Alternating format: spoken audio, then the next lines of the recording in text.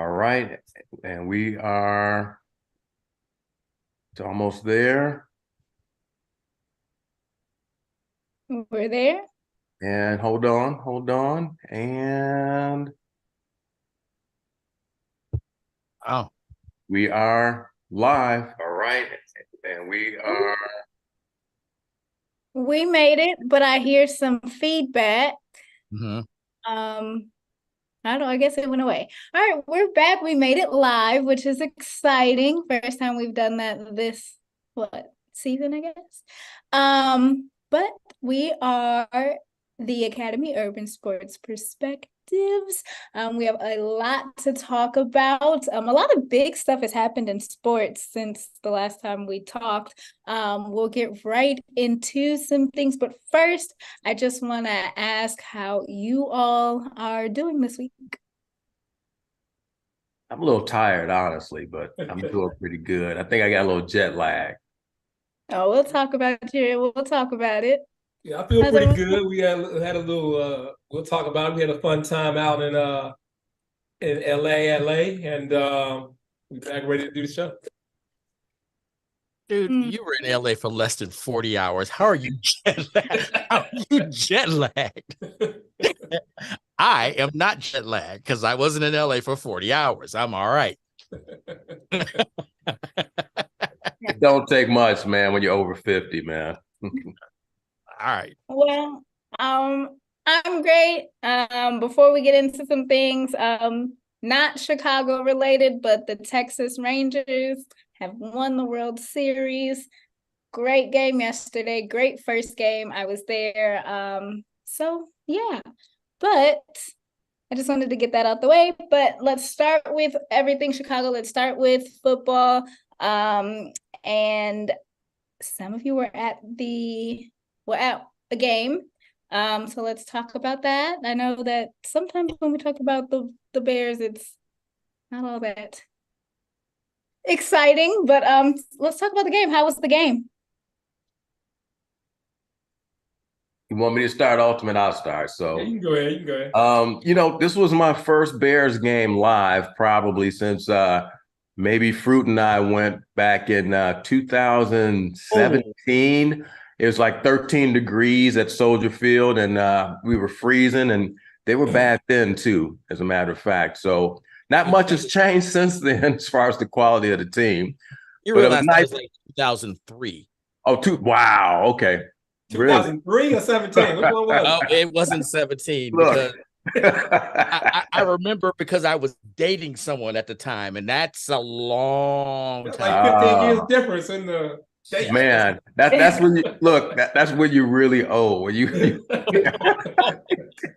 It's still in jet lag, well, right? the last time I was there, I was with you, so that had to be it, my friend. But now SoFi was a nice stadium. Really enjoyed being there. Nice atmosphere. You know what was really nice? Half the audience, well, half the crowd, at least half were Bears fans. But you might not have known it from the telecast because we didn't have a whole lot to cheer about during that game, unfortunately. But yeah, it was nice to be there to see the action because you miss a lot of stuff on television. So we got to see live action, got to see how these players looked up close and personal. Got to really, for me, I was looking more so at Tyson Bagent to see what type of game he was going to have, to see if he has an NFL arm. And I wasn't impressed. As you probably saw, that some of the throws just weren't good. The first interception was a duck, and he threw a couple of more ducks out there. So I think from what I saw, and then I'll let Ultimate speak. He's a good backup quarterback. I think he'll be a solid backup in the NFL. But yeah, we're still searching for that quarterback right now, whether it's going to be Justin Fields or they have to move on. But overall, the team didn't look good. They stopped the run, but what's his name? What's the quarterback? I can't think of his name for. Herbert. Thank you, Herbert. Now he's the real deal. He is going to be a superstar in the NFL, and the Bears made it easy for him. I don't know how many pressures he had, but he had all day to throw the ball, and he was pretty accurate. And So I was very impressed with him. 3 touchdowns, I think, is what he threw. So, comparing the two quarterbacks, it's clear to see that one just didn't belong, and that was Tyson Bagent. Yeah, what I saw from the game was, well, I'll lead off with, I think at the end of last show, I mentioned I gave Tyson Bagent the ultimate performance of the week because he played just bad enough to avoid a quarterback controversy.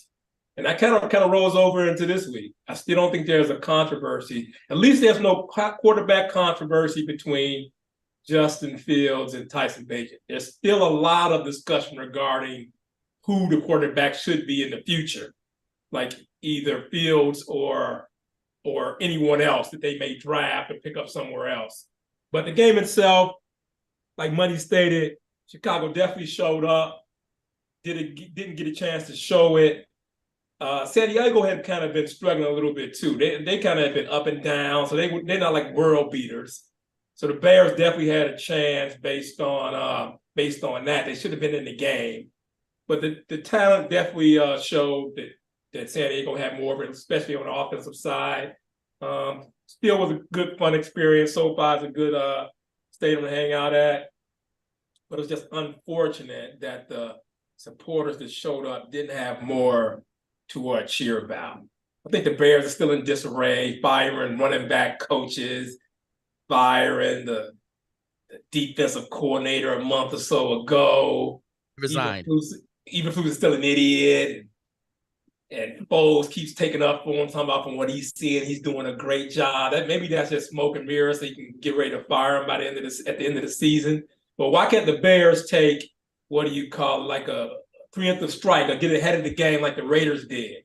Get rid of the GM, get rid of their coach, so they can kind of get next season already started in terms of their mindset, in terms of who they want, who they're trying to pick up. They get an early run at Harbaugh. He's already having his issues in Michigan with all the investigation. He's probably looking for an out. The Raiders probably already talking to him. They probably already in his ear. So the Bears are already kind of behind the curve on that. That's why they need to get rid of Eberflus, get him out the building, put somebody temporarily in for the rest of the season, and start those back channel talks to get somebody in place for next year. Okay, so how do I follow that up by saying everything you said is really correct, except it's Los Angeles Chargers, not San Diego. But I said San Diego? You said San Diego on multiple occasions. And by the way, we're going to play the game this week on how many times does fruit get paused? I didn't get paused there, but we're going to play that game today. How many times does fruit's internet get paused? What's the over and under on that, my friend? I'm going to say it's 4. I'm going to say that the over and under is 4. So we'll see what happens. I'm gonna take the over.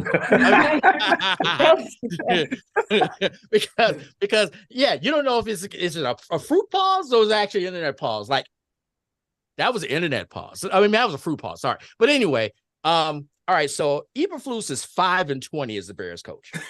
Okay, 5-20. So you got 5 wins, whether you like it or not, from him. 5 wins, 20 losses. Has the most losses in a row for at home. Let's see what else. Another coach is fired because, well, the first one said he resigned, but he was fired too. I mean, he had footprints on his back and butt out the door for inappropriate behavior. I need to know what this inappropriate behavior is and why they have all these coaches that Eberflus hired that can't either keep their wang in their pants or can't stop watching porn at work. You got to stop this. I mean, that's a fireable offense on its own. As far as the game is concerned, if you listen to NBC, apparently they're getting whispers from the Bears that Bagent is better than, or they really like this guy and they really want to see what he's doing. If you listen to that telecast, and which thank God that you all didn't have to listen to that telecast, you would have thought that this guy was going to be the second coming. And even by the end of the game, they were like, well, hey, it's kind of tough. Maybe he's not the guy, because, you see one duck, you see 10 ducks. It's a lot of ducks. I mean, it's more ducks than Donald. So Bagent's not the answer, which we knew that already. But I will say this: if he does somehow become a good backup, that's a major win, because good backups in the NFL. I mean, you may need them from time to time because it's such a hard sport, especially on quarterbacks at times, especially on running quarterbacks. So if he can be that second guy, call it a major win. One of the few major wins that this organization has had in these last 2 years. But should they go ahead and fire those two, just like the Raiders did?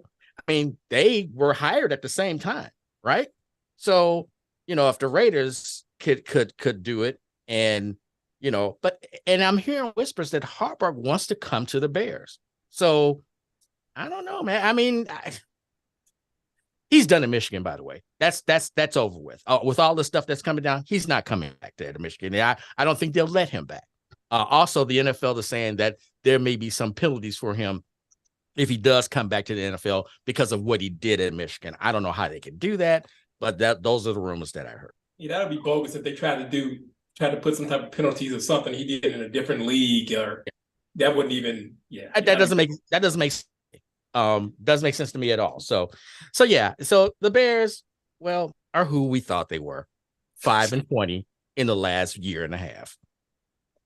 That's like the worst stretch that I can recall. And also saying the Los Angeles Rams is almost like saying the Willis Tower. No one says that. So that's why I say San Diego is like saying the Steelers, all right? But you just said Los Angeles Rams. So now is it the San Diego Rams? Or what is in this that I'm drinking, man? I can't keep my word. I don't know, but tell me what it is. I'm gonna get some now. It must be the alcohol talking. Okay. Saying the Los Angeles Chargers is almost like saying the Willis Tower. It's just never gonna flow. So it's like I'm gonna say Sears Tower, I'm gonna say San Diego. That's just the way it is. That's just the way it is. So here's a question then. Do we count the losses from last season? Because clearly that was a tank year. They basically decimated the defense and it was downhill from there. So should we even count last season's losses against Eberflus or even against Justin Fields? That's the question. Should we even count that? I'm counting them against Ryan Poles because you tank so you can like kind of springboard into the next season. And if you don't get off the next season running, it's because your tank failed. So that's more on the GM more so than the coach. So that's why I'm thinking both of them are getting very subpar grades for their performance. Definitely Eberflus, but we need to take a hard look at the GM. I mean, he's got some very questionable moves. Evaluated talent, I'm not sure about. I think that's why he picked up the defensive end. Montez Sweat. Mm-hmm. Montez Sweat this week because he knew he couldn't do anything with the second round pick. He knew he would have screwed it up. So he said, let's get rid of the pick, get somebody, a proven player, because it's easy to pick proven players from other teams because they've already proven it. It's a harder thing to do is to evaluate the talent in college, and which he can't do. So he wanted to get rid of that pick, take the pressure off himself, get a head start on next year. But he may not get next year. I think the Bears president maybe look, both of these guys have been like running in the mud for 2 years now. Let's start fresh. Look at the Raiders example and kind of let's get going. You know what? I don't know if you, well, obviously there, but on television, they made it a point to show Kevin Warren like taking notes. I don't know if you know. On what? What did he take notes on in that game? Well, but he had a notepad and he's like, okay, all right. Okay.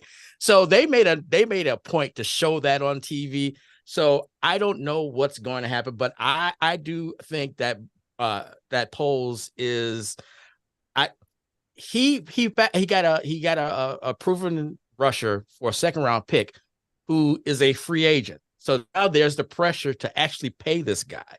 So the question is, what would happen if he can't actually come to an agreement? I mean, that would be a systemic failure.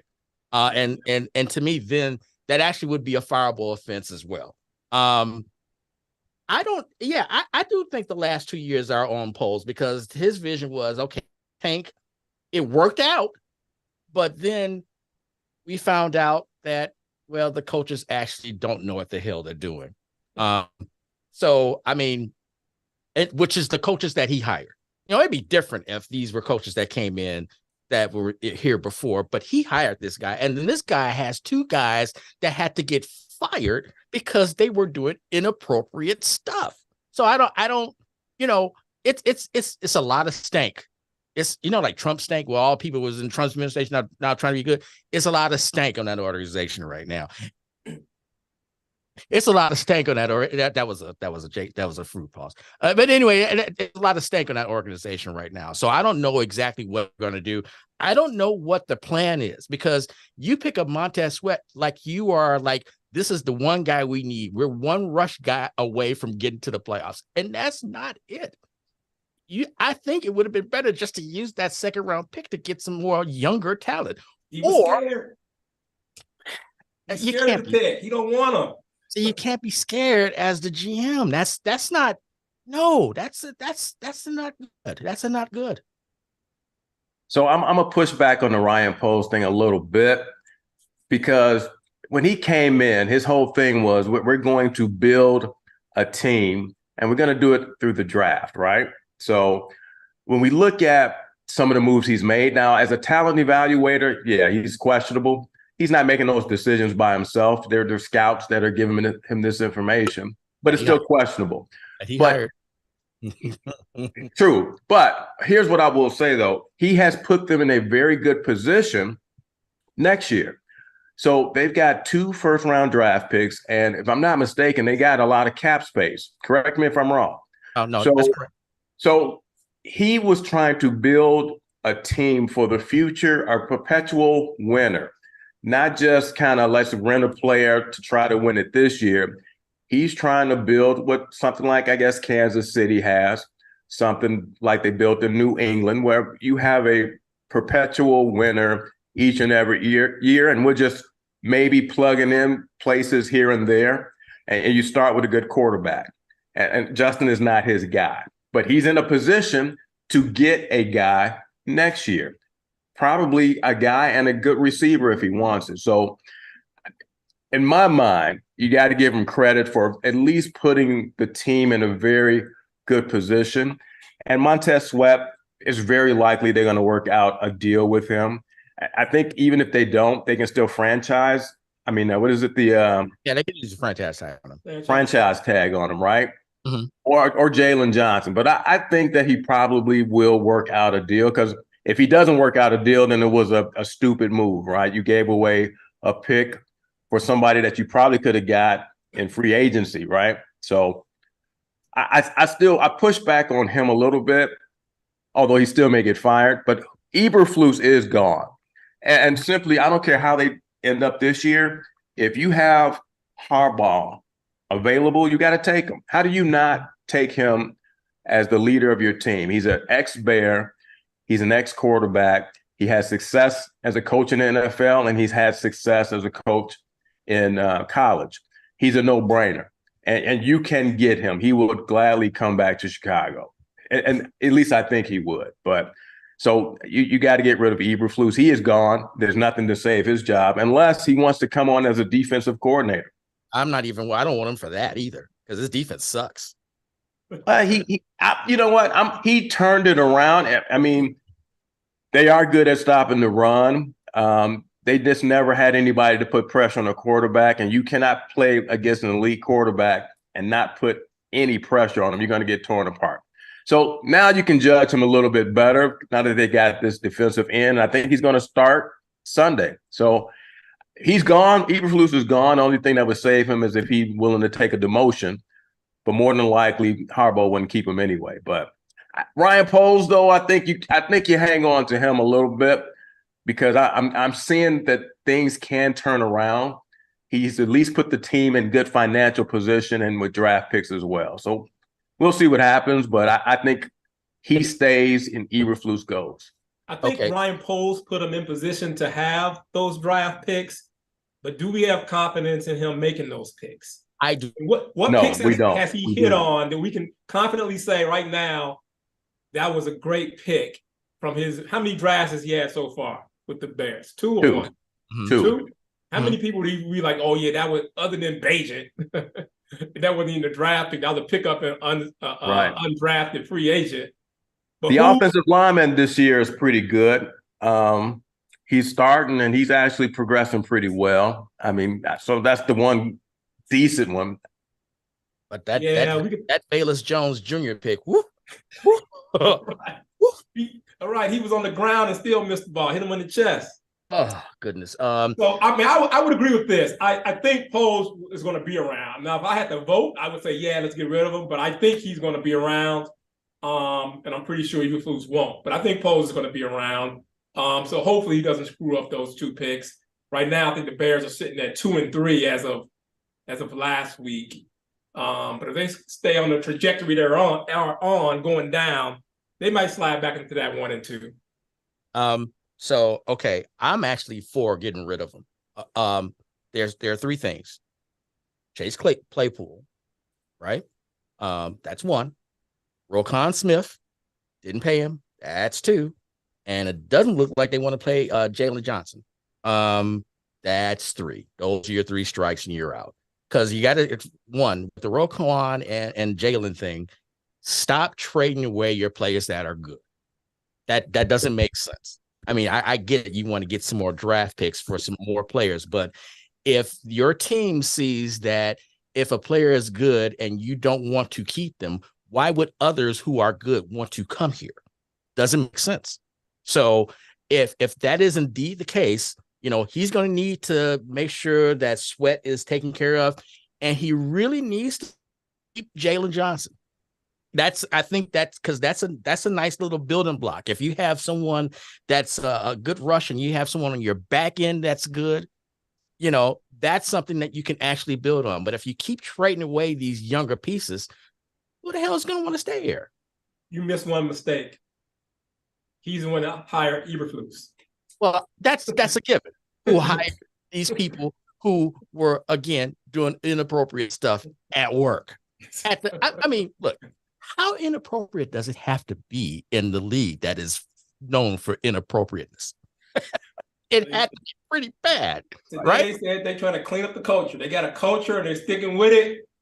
And he gave Eberflus a ringing endorsement today during the press conference. So he sees what he's doing. He hears the talks. He's motivating the guys. He loves everything he says. He said he's the man. That's basically what he said. Yeah, the culture unfortunately has bacteria. And so we have a problem. We need to get rid of the entire culture. Yeah. Not that I disagree. Yeah. You're just shaking your head, Spicy. And your quarterback for your Minnesota Vikings is done.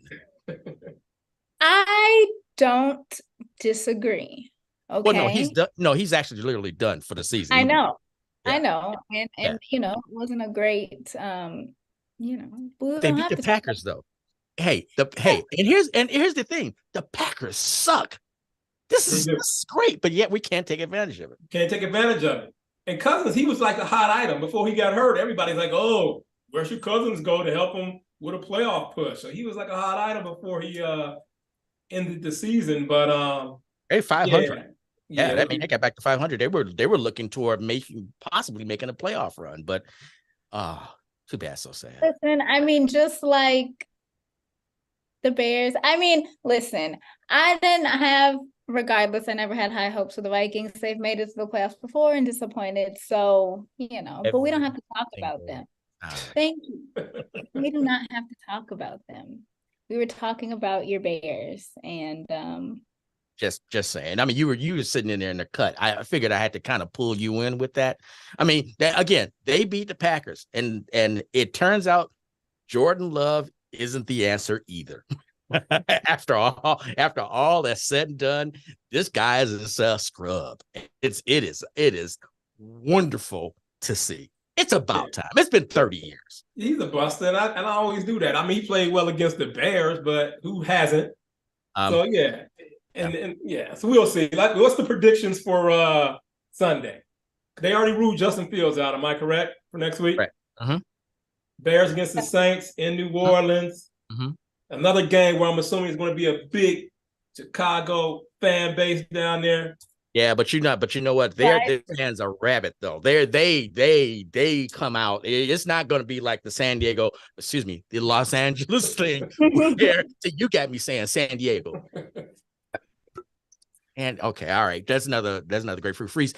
So you got me saying San Diego, but anyway, it's going to be a little different in that dome. They come out and they support their Saints, unlike Los Angeles, because either you can go to a Rams game or you can go to a Chargers game. You're probably still going to have more fans from the other team, even though the Rams just won the championship over a year ago. But yeah, that's going to be a little tough. You're going to have the Chicago take over New Orleans, but just going to get drunk on Bourbon Street and watch the game at a bar. They're not going to be able to get in that state. I didn't know. I mean, people travel, but I didn't realize so many Chicago fans travel. I mean, we take over stuff. Yeah, but I don't know. I see that for like the Cowboys, but that's a little different. But I've never really seen that for the Bears. Yeah, it depends on the city. It's just certain cities are travel cities: Atlanta, Vegas, LA, and New Orleans. So it's going to be a lot of Chicago folks going down. I'm seeing it on Facebook already. So Tampa and Miami. Those will be the other two that they're going to want.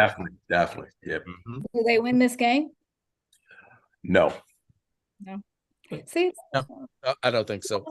Even though New Orleans defense got gashed last week by Indianapolis, they're a lot better than the Bears at this point, and their offense actually looked pretty decent against Indianapolis last week too. So I don't know. We'll see. I mean, they're going nowhere either, but they are better than the Bears. I'm starting to question this little thumb injury too by Justin Fields. I mean, I don't know. I think he may be doing like I'm not really hurt, I'm not playing no more because like screw y'all already throwing in these little whispers to the media that I'm not the guy. So why put himself out there if they're not supporting him or have his back? No, I do think that, yeah, with him not being their guy, I do think that they're the ones that are putting the whispers out there. But I think they're the ones that want to see, let's just keep this Bagent thing going. So, because Bagent is, well, for lack of a better term, is their guy, right? And so, I don't know what the long-term goal is. I mean, you got to see what he can do to be a backup, is not to be a starter. So, I mean, I don't know. If let me ask you a question, D Money, Ultimate. If you are Justin Fields, would you want to continue to be a Bear? No, that's my point. I think he's already saying, hey, this is an organization where quarterbacks go to die. I might as well end it right now and have a fresh start next year. He's probably already got the whispers that they're not going to try to retain him. So they're going to draft a new quarterback. So, hey, he's probably already making some moves, making some calls, agent already sniffing around, seeing what's a better fit. So my answer is no, I wouldn't want to be a Bear. What about you, Mike? That's a tough one. Because it depends, man. Do I want to show people that despite the whispers, I am the man? As soon as I get back in, I'll show you. He might be that type of guy that wants to prove people wrong, or he could be like y'all saying, okay, screw y'all. Y'all not supporting me. Really, y'all can't develop my talent because you don't know how. So maybe I do need to go somewhere else. That's a tough question, but I do think we got to get him back in. Regardless, he's got to get back in and play. And I think the Bears, you want him to play because worst case scenario, you want to shop him. You got rid of a second round draft pick, but they could be thinking, we're going to get that back when we trade Justin. They could be thinking that. And maybe we can get a first rounder if we can get him the ball out. It's a good business move for the Bears to move on from Justin anyway, because you get a brand new quarterback on a rookie deal that you got for much longer, and you don't have to worry about paying this guy for a little bit. So I personally think that second round pick they gave away for this Montez guy, they're thinking we can get that back in a trade for Justin. They should be able to get a second pick in a trade for Justin, regardless at the end of the season. Minimum, in my opinion, they should be able to get a second round pick. But if he can get back in and you can have him ball out, maybe you get another first round pick for him. I mean, if he really balls. So I'm thinking the Bears want him to play as soon as possible so that they can create as much value for him and trade him at the end of the season. I think that's a done deal. I think they have made up their mind that they are taking a quarterback with one of those 2 first-round draft picks that they have, and they just want to see what they can get back for Justin. That's my thoughts. Justin Fields, Geno Smith. That's what I'm looking. That's what I'm thinking that may happen. Sure. Because I do think that Justin I think he actually has superior talent to Geno Smith. Now, again, let me just stress, I didn't really like the pick because of certain things that I saw in Justin's senior season. Or not senior season, the junior season in the COVID year. It's certain bells, just alarm bells went off. But I do think he does have talent. And I guess no one really knew that he had the running talent that he showed last year, especially. So I do think that that's what's going to happen, that in order for him to thrive, he's got to get the hell out of Chicago. But I mean, and it's right, because Chicago is where quarterbacks and wide receivers go to die. So you don't think if he leaves, he'll still be successful? I think he has a better shot at being successful if he were to leave, given the current or now. Now, look, would he be? I bet you with Jim Harbaugh, I think he would be more successful. I truly think that. That's why you hire. So you at the end of the season, you fire Eberflus, you hire Jim Harbaugh, and then you say, okay, based on what you've seen, what do you think we should do? Can you work with this guy? Is he our guy? And can we put our resources to just building around him? Or is what you see in college better? So I think that adds to it. At the end of the season, and hopefully the talks with Harbaugh are starting now. Hopefully they've already said, all right, this is the direction we're going. Let's start talking to this guy and see where his head is. And if they can have that kind of, is there such thing as tampering with the professional team talking to Harbaugh? Technically, yes. So they have ways of doing those things without it being illegal, right? Harbaugh obviously knows how to get away with stuff, or maybe not. So we'll see what happens. But I think that is also going to play a major part in the decision about Justin, the coach that they hire. And again, if it's not Jim Harbaugh, to me, I don't. Then yeah, Poles should be fired. If they can't get Jim Harbaugh as a coach, then yeah, he should go. Yeah, Harbaugh may have a little bit more of Bill Belichick in him than Mrs. Belichick. So yeah, that's the only thing in regards to that. But I do think that that would be your guy. Because remember, this could be the 49ers before they hired Harbaugh were horrible, and he took them to 3 consecutive NFC championship games and 1 Super Bowl from years 1 to 3. It's a pretty successful run. I mean, didn't win a Super Bowl because it just got beat by his brother. But I mean, still, that's a pretty successful run at that, at being a head coach in the NFL. So obviously he can do it. So just to add, he coached a quarterback with a similar skill set as Justin. Did. Yeah, and just remember that when the first year he didn't, he saw in year 2 that Kaepernick had that special skill set and put him in over, oh God, what's the guy's name again? Over the guy that went to Kansas City. Alex Smith. Alex Smith, right. He put him in over Alex Smith because he saw that, hey, I can take this to the next level with this guy because he has other talents other than just throwing the ball. So it actually would be a really good fit if that's something that they could do. Well, it'd be all the talk in Chicago coming up because everyone's already got Eberflus out the door. So we'll see how that plays out. Now, let me ask you this. If let's just say it would, let's keep it a buck here. If they don't get Harbaugh, that is going to be a huge disappointment. So who was next? It's Harbaugh or bust, right? As far as the You names you I pretty much recognize, going out. Go ahead, Ultimate. yeah, as far as the names I recognize, got to be Harbaugh. I mean, who else is there who's already done it, who's already proved he can win at the pro and college level? He has the connection to Chicago. I mean, it's got to be Harbaugh. And if the Bears aren't thinking that way, which they weren't last time when they did the coach search, and I'm thinking, why would they be thinking it now? So we'll see. But you didn't have the president, Kevin Warren. From the You Big Ten. you did not have him in place when that decision was made.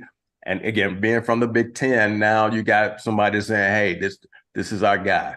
Let's go get him." We won't say anything to Eberflus until the end of the season. I think that's more likely to happen with Ryan Poles gone. I think Harbaugh is too much of a personality for Poles to handle. I think if you get Harbaugh, you get rid of the GM and the coach, bring in a GM that can handle him, and Harbaugh. I don't think Poles is that guy. I agree with that, actually. He might. That's probably why he didn't hire him, because he was like, "Well, this is not going to be a guy that I can mold to do what I need him to do." Eberflus is. So That's right. That's right. yeah, that's a good point. I got one other football point to make about the quarterback draft classes. It seems like they're either all a bust for the most part. The year before Justin Fields was drafted, you had Joe Burrow, you had Justin Herbert, you had Jalen Hurts. Outstanding draft class. The very next year, and Trevor Lawrence is playing okay, but he isn't doing anything great. Right. Jacksonville is kind of winning, but he's just playing kind of average, like that game manager type ball right now. I've been watching him. I got him on my fantasy team. He isn't like kicking down the world. Right. You got Trevor Lawrence, Justin Fields, Zach Wilson. Who's other bust? Trey Lance. Yeah. I mean, everybody in that draft class is underperforming. Yeah. Sometimes it just happens that way. So I think the draft cast that just got drafted is probably going to be that way. So that may be the next one that's looking up. The one with other than CJ Stroud, I think he may be the only one that hits. I think the guy from Indianapolis, I think he's going to be injury prone. Yeah. Obviously Carolina, his name is escaping me. Bryce Young. I'm not sure if he's going to have the physicality it takes for the NFL. I don't know. I just think the quarterback classes are all or nothing, and last year was a nothing. So I'm thinking this year may be something. So maybe Caleb Williams and a guy from Washington, maybe Washington the real and North Carolina, Drake May. Yeah. So those are the three. Although I will say, after I said Michael Penix was the star of the rising star, it's kind of sucked actually since I said that. But I mean, he's still one of the three. I actually think he's third. I think it's actually now Caleb Williams, Drake May, and Michael Penix Jr. Bo Nix, no, I'm afraid not. He, if Bo Nix would have played well at Auburn, he actually would be in the NFL now. So I don't think that's good. But those are your three. So right now, with the Bears still being having the second and the third pick, you still have a shot of one of the big three, right? And then the choice of two of them, right? You can pick between the two that are remaining. Yeah. And then then Marvin Harrison would have to be that next. Marvin Harrison Jr. would have to be that next pick, right? If you got him, if he's there, you got 1 and 2. Yep. But Drake May is at North Carolina, right? Mm-hmm. Did Mitch Trubisky come from North Carolina? He did, but remember, Mitch only played 1 year. I'm just saying. I'm just saying. Let's just stay away from the North Carolina quarterback. No, 1 year, and he wasn't. I didn't know of Mitch Trubisky until they drafted him. Yeah, most people. Yeah, I mean, but he looked the part, right? He's white. Yeah. That's it. That was the qualification he used to draft Mitch Trubisky. Yeah, he's a handsome white guy. He looks like a quarterback. Let's draft him. Whoa, handsome. Hold it. White baby. And listen, I'm just going what probably went through his mind, man. But yeah, no, he was white and he drove a Toyota, old Toyota. That was the only things that they. That was it. He's a Chicago quarterback. Yeah, he is. He sucks. Yeah. All right. Do we need to go on to something a little bit more depressing, the Chicago Bulls? I was gonna say, yeah, Unfortunately. It's not enough getting any better. time. We gotta make the Bulls quick because we'll be wasting our Enough. time, wasting our breath. We spent enough time talking about the Bears, but we can move on to the Bulls. Yeah, what? We're two wins. Yeah, So 4 games into the season. Yeah. 5. They're 2 and 3. So 2-3. while you guys were out in LA, I was back here in the Lone Star State watching the Bulls and Pistons on that Saturday night. And let me just say that's a problem. Detroit is going to be a problem later. I still think they're kind of bad right now, but they're young and they got talent. So you got Zach LaVine, who hit 51 points that night, his career high. 51 points, no assist, because the rest of the team was garbage. He scored half. They only scored 102 points in that game. He scored 51. So that's half the points. So that means the other 10 people that were active scored average 5.1 points for that team on that night. I don't know what's going on. The big three, quote unquote, don't know how to play together. And now we've been saying this now for almost 3 years. What's the problem? Is it the coaching? Or is it just these guys just will never mesh in jail? Can they hit threes? Right now, the answer is no. They need to take more threes, but they can't hit the ones that they're taking right now. So it's Kobe White. Can he hit threes again? He used to be able to hit threes. For whatever reason, right now he can't hit threes. Never consistently. He's always been a streaky 3-point shooter. Pat Williams wanted $200 million. Williams last night did not score a point. I think that was the second time, right? This year he didn't score. Not a point, not 1 point. And you wanted $200 million? Man, you. I think that's another question. You said we've been asking for 3 years. Does this big three gel and mesh? The other one is like, what the hell is Patrick Williams doing? Who was their like first pick? He scored 0 last night. I think he scored 0 another game. He's just not coming along. He's got all the physical ability. It's just he's just been trash. I wouldn't be surprised if before long he's out of the starting lineup and maybe even a rotation. Oh, that's coming. Him out of the starting lineup is coming. Because the other guy I got from Milwaukee is probably going to replace him in the starting lineup because he's actually been playing okay. So yeah, that's going to happen. Because he just, can you learn dog? Or that's something that you just gotta have it. You just gotta have that dog. Can you learn that? Is that something is that a trait that you can actually learn to be physical, to be to be that guy? You can't be passive and be that guy, right? You cannot learn that. You either have it or you don't. So I think we can say, I think it's safe for us to say that he doesn't have it. What do you do with this? What do you do with this guy? Can you trade? It's a bad pick. Yeah, well, trade him for Dwight Howard or something. I mean, bring somebody else in. That's a whole nother conversation, my friend. But that's Dwight Howard and his wood, apparently.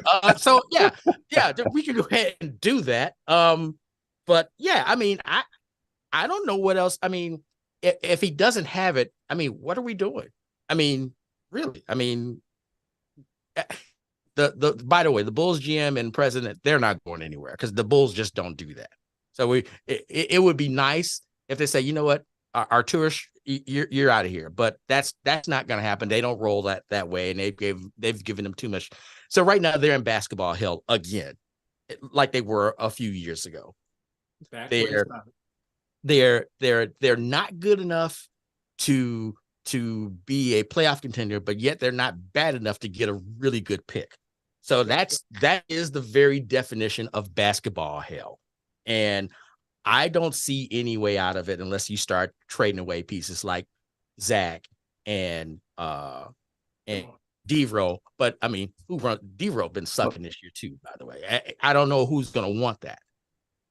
So you're not going to trade away. I don't think you trade away Zach, because do you think at this point in his career, D-Row wants to play on a really bad team? Because if you get rid of Zach, then you're basically saying, okay, we're tanking this season, which in basketball doesn't even make sense because it's a lottery. You just increase your percentages, but it doesn't really work. So I don't think you trade Zach because DeRozan is not at the point in his career where he wants to be on a bad team. Now, he may get traded just because the Bulls say, hey, look, we're bad. We're not going anywhere. Here's a solid. We're going to put you on a contender. Or a bag I of see balls. that happening. But before that even happens, if you don't turn this around, you got to fire the coach. So, because basically, hold on, let me finish. But basically, right now, just like you guys said, we're looking at a repeat of last season. The team is no different than they were last season. You didn't add any talent. So at this point, if this team is not gelling, you got to look and say, well, is it the coach? Because let's be honest. We just talked about Patrick Williams. Should he even be in the starting lineup at this point?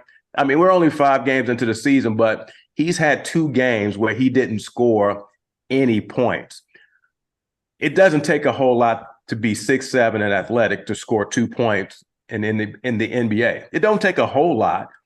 He's not even scoring 2 points, and he's still in your starting lineup. So my mind is, no, you got to put the best players in the starting lineup to give you a chance to win. While he's still in the lineup, now I'm assuming that's a coaching decision, and that's not coming from up top, them trying to protect their draft pick, saying, well, we think he's still our guy. But at this point, if you want to make some changes, if we're seeing the same thing again this year, it's the coach.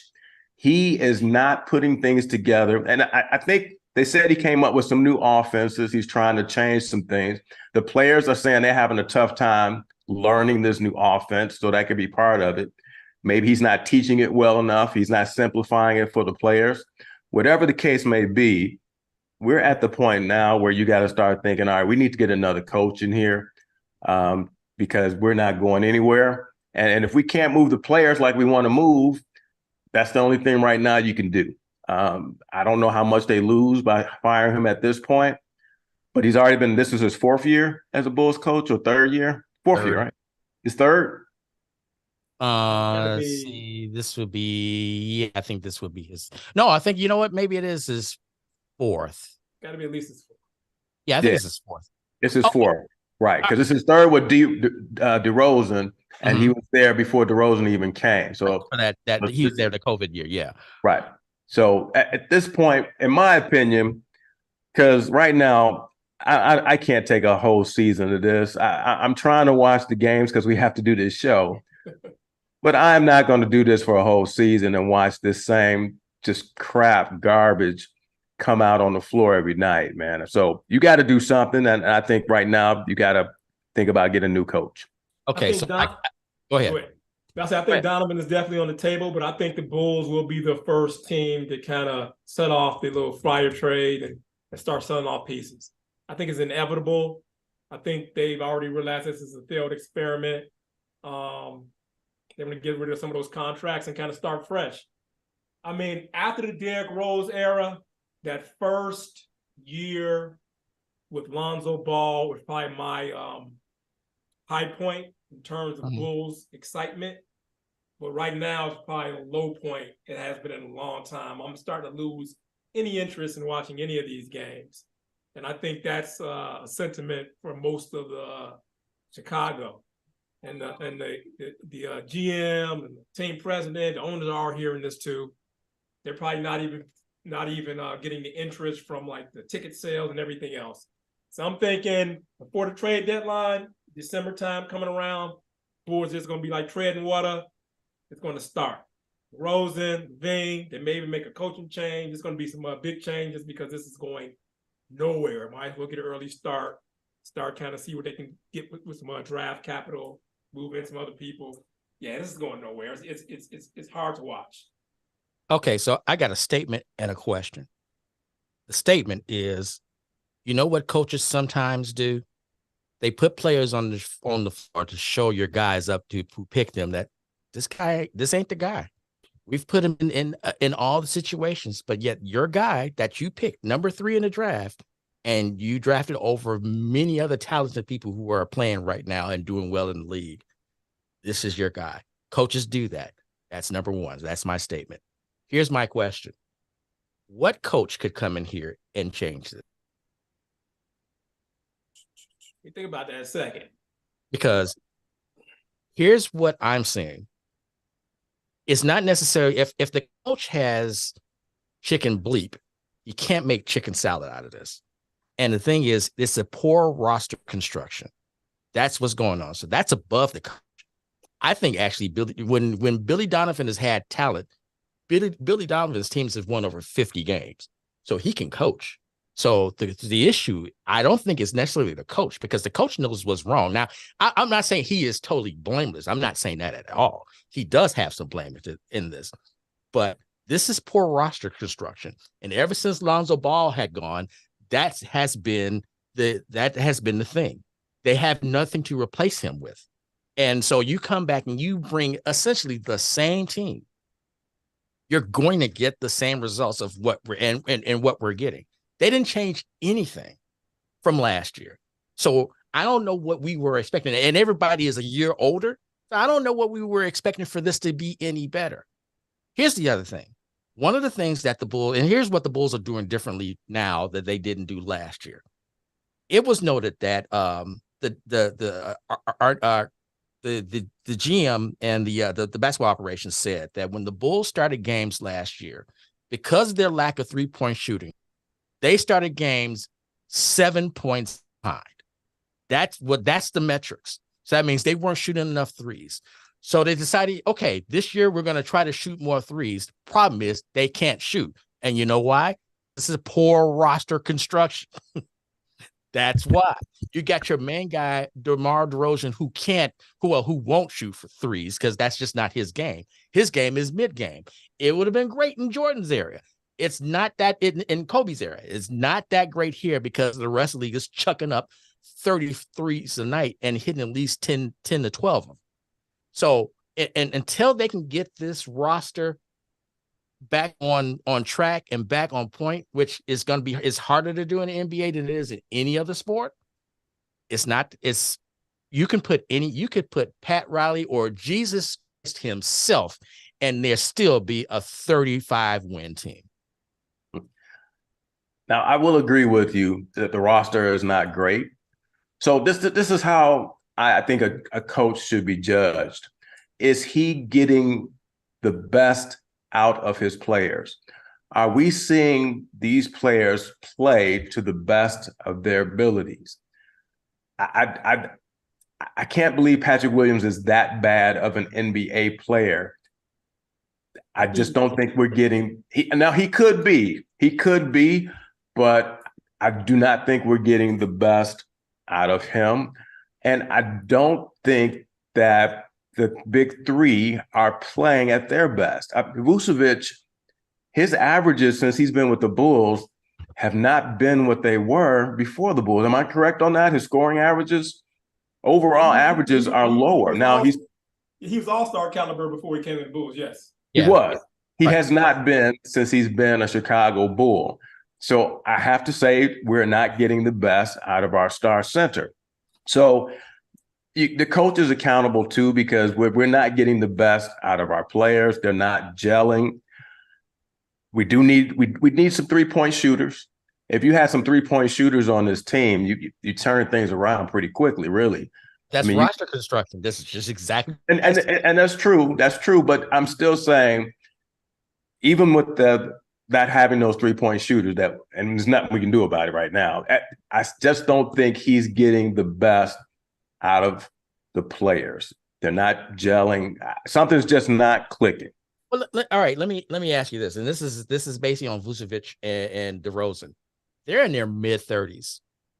I think you are getting the best that you can out of them right now because they're old. So again, this goes back to roster. Levine is the only one that's still somewhat young of the three. So I think that, DeMar's game grows. I mean, is still a kind of an old man's game, but he's not as good as he was 2 years ago. Neither is Vooch. If you don't get the Vooch the ball, if he doesn't touch the ball on a lot of construction, because they do a lot of hero ball. And again, now that actually may be coming down to coaching, but still, this roster sucks in regards to if you want to be an NBA player. As far as like being in the playoffs, being in constant contention, this is not the roster. This is not it. So, I mean, we're getting what we're getting, but we should have expected it because they didn't change anything. True. Then I think we go back to what Ultimate said. This is going to be a fire sale at some point. And because again, if you get rid of Zach, DeRozan's like, I got to go too, because I'm not going to play on a team this bad at this point in my career. So you're probably getting rid of both of those guys, and you get what you can for them. But if you're not, honestly, if you're married to the coach, and we're saying the coach's not going to make a difference, then the only thing you can do is just get some future draft picks, build for the future, and start selling off your stars. I unfortunately have to agree with that. It's depressing. I was gonna say, we spent this whole time talking about how the Bears and the Bulls need to basically come up with a whole new team and fire their coaches. So great day to be a Chicago sports fan. Is there anything else y'all want to touch on before we move on to our other segments? No, I'm mad as hell. Let's just move on to the segments, because this is Sucky McSuckerson. You know what I mean? Mm-hmm. It is. All right, we're gonna move on because I'm just tired of it. Okay. What do we have? So are we. Ultimate Player of the Week or this episode? Ultimate performance. So Texas Rangers won the World Series, 4 games to, what was it, 1 against Arizona. Mm-hmm. And big props, big shout out to Texas, Dallas fans. Although it's difficult to win the World Series, it's more difficult to be a supporter for the fan base for bad teams, like the Chicago Bulls, the Chicago White Sox, the Chicago Bears. Can we say anything other than Chicago? But despite that, despite the terrible play we've been seeing on the field, it's shown week after week, especially last week, the Bears supporters come out in force. They show up in force in LA last week. Like Money mentioned, had to be half the stadium. So although they didn't get a chance to kind of show out because the Bears didn't do anything on the field, they definitely showed up in numbers and represented Chicago well. So for this week, I'm giving the ultimate performance to myself and all the other Bears supporters there at the game. So give ourselves a round of applause. That you know what? How ultimate is that to give the performance to yourself? That is bossy and impressive. I love it. I personally love it. There you go. Every week, I never know where we're gonna end up.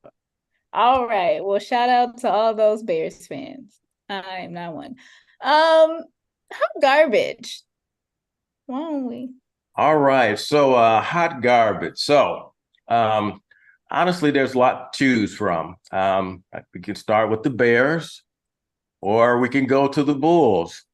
I kind of wanted to do Dwight Howard, not because he's gay, but because he had someone named Kitty come out and surprise a man. You just don't do that. I was just wrong. But I'm not going to go there with Dwight Howard and have him be hot garbage. And if I did, it's just because of the Kitty thing. But and if you go with Dwight Howard, then you would be Dwight Howard. Yeah, right. Oh boy, so we're not going to go there. But all right, so with all the things we've been talking about, the decision for me was made easy, and hot garbage is every Chicago sports team, every one of them. Right now, every active team, we got the Blackhawks, hot garbage. We have the Chicago Bulls, hot garbage, and the Bears. And when the season was going, the White Sox and the Cubs choked. So right now, it's just very difficult to be a Chicago sports fan. And it is difficult. And it's hard watching these games, but we have to, right? Because we have this show. But yeah, but right now, because of the talent that we're seeing, the bad play, the bad coaching, hot garbage is definitely every Chicago sports team. You are hot garbage. I agree. Wow. Well, this show has really taken on a really negative. So I'm gonna bring the positive right here, right now, as I didn't freeze. See, it's hey, we're still at 0, but you know that could change. But you've had some mini freezes. I just want to yeah, I had some mini freezes there. Give us our rising star. Okay, all right. So the rising star. Okay, this kind of actually puts another knife in it. On Monday night, the Detroit Lions played the Las Vegas Raiders, and apparently it was a coming out for a running back, Mr. Jahmyr Gibbs, 26 rushes for 152 yards and a touchdown late in the game to seal it. Jahmyr Gibbs of the Detroit Lions is your rising star for this episode. Great game. It was a great game. It was. Hey, was Montgomery hurt or? He is hurt. Okay. He might not get a spot back, huh? Might stay hurt now. Yeah. All right. Oh, one quick thing before you, but doing too much. This goes back to D Money from the last one.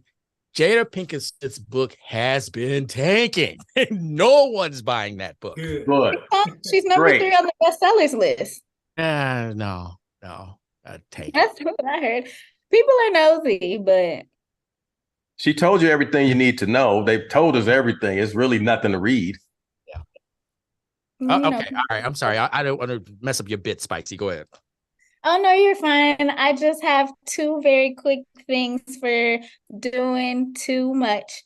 The first one, this is for people who, for whatever reason, have an issue with Simone Biles and whatever she does, and it's really annoying. There was this whole scandal, not a scandal, but like this whole thing blew up.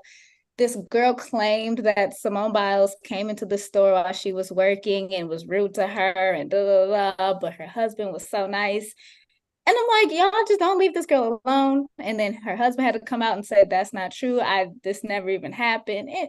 I hate it. They talked about her when she said that she had to take time off because she had the twisties or whatever it's called. You know, they talk about her for her hair. At her wedding, they said her hair was nappy. Like, just leave the girl alone.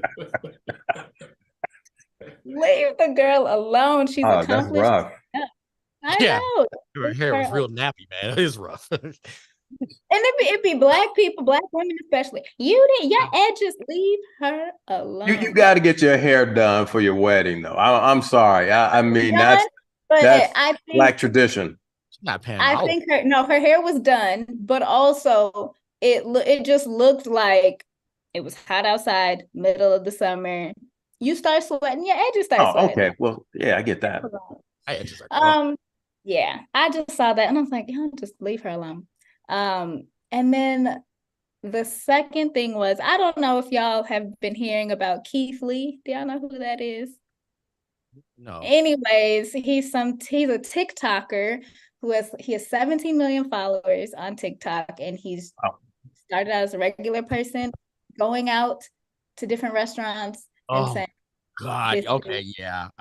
Yes. I think I did. He caused just so much chaos, and it wasn't even, I don't know. I just think people were doing too much, overreacting. He went to a few restaurants. He said, look, I tried to get food here. y'all told me it was closed. I told me I couldn't order. Y'all closed early. But the second I came in, all of a sudden I could get seated and this, that, and the other. His whole thing is he was just going to be treated like a regular person. That's neither here nor there. The point is, I'm tired of hearing about Keith Lee, and I'm tired of hearing about everybody talking about how he's destroying Atlanta restaurants and blah, blah, blah, blah, blah. If the customer service is bad, the customer service is bad, and they need to do better. That's Yeah, it. Atlanta restaurants are actually destroying Atlanta restaurants. That's what I'm saying. And I'm just, in the restaurant he reviewed, they came out and put out a video, and it was just like, the owner was like, do you know Keith Lee? I don't know Keith Lee. Just, yes, sir. 17 million people do know him, right? Yeah, That's like the thing. So, anyways, I'm tired of hearing about that whole situation. But that's my doing too much. Really. Yeah, I'm tired of your mama watching her too. By the way, it's every night. It's all day watching. Watching what? Keith Lee. Oh yeah, she told me. Yeah. She's one of his followers, I'm sure. Yeah, yeah. Oh God, stop.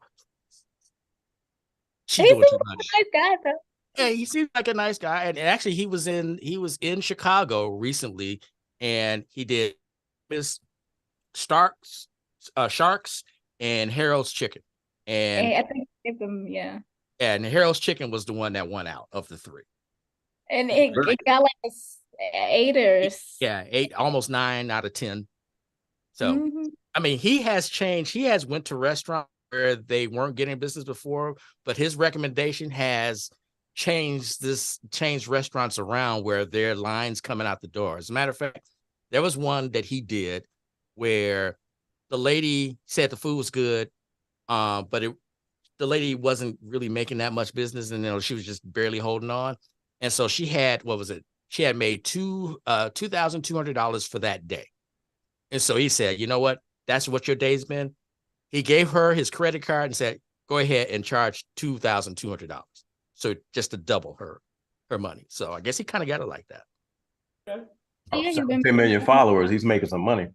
He's making money, and he just, I don't follow him because I don't really be on TikTok, but I hear a lot about his stuff. And yeah, he does have clearly a big influence. And so, people go and try out restaurants, but his whole thing is just about his main thing is about customer service.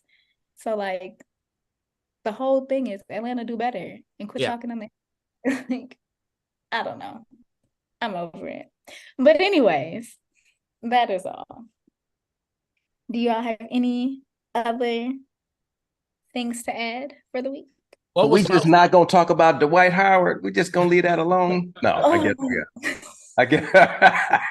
I don't want no smoke from Dwight, just in case he see this. He's not gonna give. Trust me, he's not gonna give you any smoke, unless you want that smoke.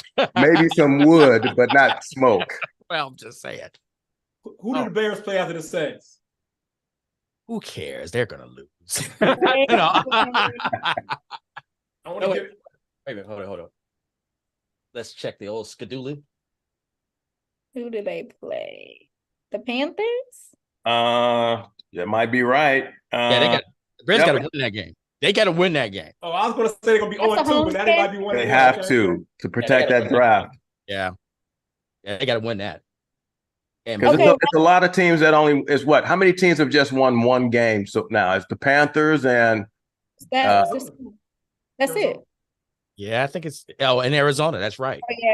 Right. So, and Arizona is trying to tank. Yes, correct. Without a doubt. So they just traded their starting quarterback. That wasn't Kyler Murray, and they're not going to play Kyler Murray. Yeah, right. So they are tanking. So we're in a tank race with Arizona, who wants another quarterback. So I think that's really quickly, because especially since we're live and recording and stuff, and I like to do this. Really, it's depressing, but we have the total wins for the seasons. Do you all want to keep your guesses? Ultimate, you have 5. Grapefruit, you have 3. So really, they just need to win 1 more. And I'm good. I'm sticking with my 4. I think they're going to beat Carolina. Probably going to be at home against Carolina. I'm sure they'll win that game. Then they might squeak out a game against the Vikings and the other game against Green Bay. Yeah, so I think they can still win 5. I'm gonna keep my 5. And they play they play the Cardinals. Do they lose that game on purpose? Because they're trying to. But it's Eberflus though, Yeah. right? He has to win. He gonna get fired regardless. But he's playing for his job. That's So why you he- don't tell him. You don't tell him he's fired until the end of the season, so he thinks he has a chance. But I the think he simple tried to fact lose the that Bears the Bears have Carolina and Arizona on the schedule. That's 2 wins right there. So that's 4. So yeah, 5. My prediction of 5, I think, is sound. They play the Falcons too, although they're playing decent, but they're not great. Yeah, they just benched their quarterback. Yeah, so. And they play the Packers again. Honestly, that is not so one-sided anymore. So It's just the fact that it's in Green Bay. That's the only Right, that's the only right, reason to get it. right. It actually went 6 games. But I'll stick with 5. Well, you said 6. No, I said they could, but I'm gonna stick with 5. But I can see them winning Good. 6 games. They could. It's possible. I'm good with 3 for now still. I'm sticking to 4. All right. Well, I'm not putting any things. I had the Vikings winning 6 games. So I still got Dallas going to the Super Bowl too, man. I'm gonna ride them out. We're gonna see what happens. Yeah, my 49ers don't look all that hot. Although they did just get Chase Young, which okay, all right. Did they really need Chase Young? Yeah, but will he last the rest of the season? So That's a good question. Hey, that was a rental. Cowboys, Yeah. 49ers. Ultimate, have you made up your mind on the team? I have 49ers, Buffaloes, KC. Oh, see, dude, KC's out. They don't have the They need mojo a wide this year. So I'm thinking on the NFC side, I'm kind of flip-flopping a little bit. I think Philadelphia 49ers are the ones that are gonna kind of battle for that. I know the 49ers lost 3 straight, but they're gonna kind of get back on track. Yeah, AFC, man. I think the AFC is wide open. I'm going Miami on the AFC. It's hard to say. I just don't see. My only prediction is that KC will not be the winners out of the AFC. They had too much going on. Other than that, AFC is too out. We didn't talk about who may win. So I'm it could be Cincinnati I have again. to say someone, and then on the other side, I'll say I'm still going to stick with San Francisco, though I think Philadelphia may be coming up strong. So you got a big game this week with the Dallas. I think Philly. Does Philly go to Dallas or Dallas goes to Philly? But anyway, that's the game of the week. Is I think they Dallas. go to Philly, I think. So that's the game of the week right there. Yeah. Game of the week. Let me see. Oh, yeah, they go. It's a traveling game. But I remember something about the hostile Philly fans, and that's why I remember the coach talking about that. And I think, Miami plays KC. That'd be a good game. Yeah, it's gonna be a game. Yeah, that is gonna be good. That's gonna be early Sunday though. I don't know if it'll be up to watch that. over the Germany. Yeah. I'm just staring at how big those shoulder pads were when we played football back in high school. Those are huge, man. That's incredible that we were able to play with those huge things on our shoulders. Yeah, things have changed. Everybody looks like Earl Campbell. I know, it's crazy. Except for John Guyton. He was so big, his shoulder pads look normal on him. Look like today's standard. That's great. I don't. All right. Well, does that do it? You've had enough of us, Spicy. Have we made you done, Spicy? Is that? Well, here's the other thing. Y'all are getting into references that I don't know. I'm still we're old. Yeah. Still holding on to my 20s. So, I was almost said your name on the air. I mean, your number of your age on the air. I won't do that. Sorry. But that's okay. I don't care. I'll embrace it. I will be entering my 30s here in a couple months. What? Yeah. We're not there yet. Like I said, I'm holding on to my 20s. So until then, I think we had a very nice, depressing episode. But we'll be back. Hopefully, and it will be just as depressing next time. No, maybe not. Maybe not. Maybe not. Maybe. Let's leave on a good note. The Rangers have their parade tomorrow. I should have done it by doing too much. because why do it on a Friday instead of a Saturday? But First one in franchise history, right? Mm-hmm. yeah. Mm-hmm. There you go. All right. About time. Yeah. 51, two? Yeah. 51 years. 51 years. Yeah. They won. They didn't win a few years back. No, they came so close. They were Okay. literally on a few occasions they were one strike away from winning the whole thing and wound up losing. Who did they lose to? That was to the Cardinals. That was Luce's last year as a Cardinals manager when he was good. Wow. Yeah. All right, so that's the person here. All right. Yeah. All right. We'll come back next week, hopefully with some exciting things. Maybe, some surprises. Bears Who will be knows? 1-1. They have a win under their belt by that time. See, we'll hope. Let's hope. That'd be possible. All right. Well, we'll be back. Peace. Bye. Hasta la bye bye. 8-4.